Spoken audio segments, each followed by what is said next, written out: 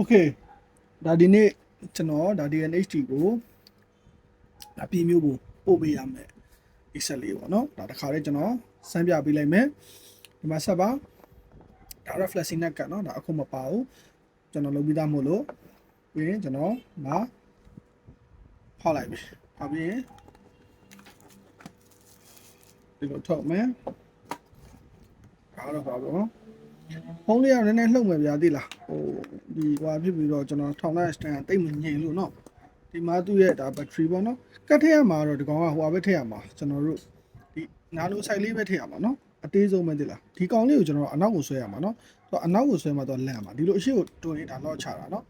ဒီလိုလှန်လိုက်ပြီးသွားလို့ရှိရင်ကျွန်တော်တို့ကဒီလိုမျိုးလေးထည့်လိုက်ထည့်ပြီးလို့ရှိရင်ဒီလိုမျိုးလေးထည့်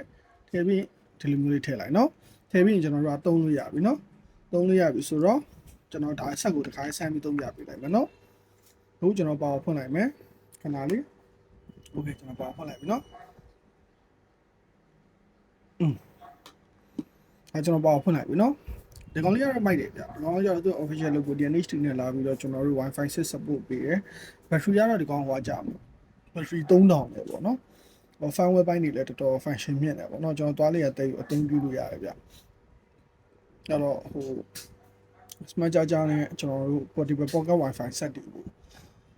အဲ့ဒီတည့်ပြီးတော့သွားမယ်ဆိုလဲစိတ်ပူစရာမလိုဘူးเนาะပြီးတော့ဒီကောင်ကကျွန်တော် CI ရမှာကျွန်တော်ပိတ်ဖြစ်ပြီးသားအလုံးเนาะဘာမှစိတ်ပူစရာမရှိဘူးတခါရေး CI ရပါကျွန်တော် check in လုပ်ပေးလိုက်မယ်เนาะ CI ရပါကျွန်တော် check လုပ်ပေးလိုက်မယ်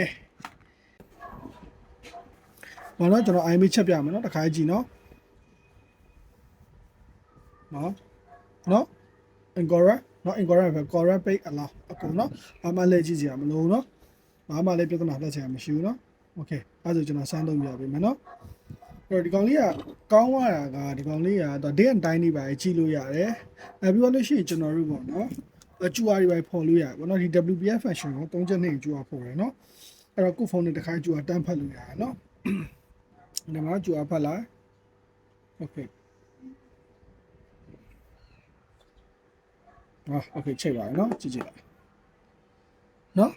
ဒါဆိုရင်ကျွန်တော်ဒီကောင်ခဏဖယ်မယ်ဒီကောင်လေးနဲ့ကျွန်တော်ချက်သုံးပါဒ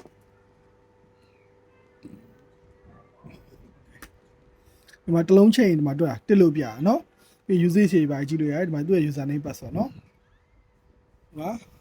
ဒီမှာ Wi-Fi 6ဆိုရင်ဒီမှာ Wi-Fi 6 support ပေးတဲ့ဖုန်းတွေဆိုရင်ဒီမှာ6ဆိုပြီးတော့ icon လေးနဲ့ပေါ်တယ်เนาะအဲဒါဆိုရင်ကျွန်တော်တစ်ချက်စမ်းသုံးကြည့်မယ်เนาะကျွန်တော် YouTube တွေရင်ကြည့်မယ်နော်နော်ရိုးရမကြည့်ဘူးကျွန်တော်မှာ 4K တခုလောက်ဖွင့်ကြည့်လိုက်မယ်နော်နော်မှာပါ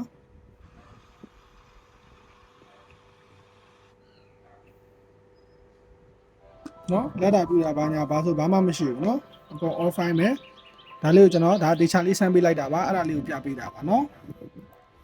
မ TikTok တွေပါလေကြည့်ချင်လို့ရတယ်ဟို TikTok တက်စားလို့ရှိရင် YouTube ကဆွဲရပုံများတယ်ပေါ့နော်အဲ့ဒါကြောင့် YouTube ကိုပြတာဆက်ကောင်းလားမကောင်းလားဆိုတာနော်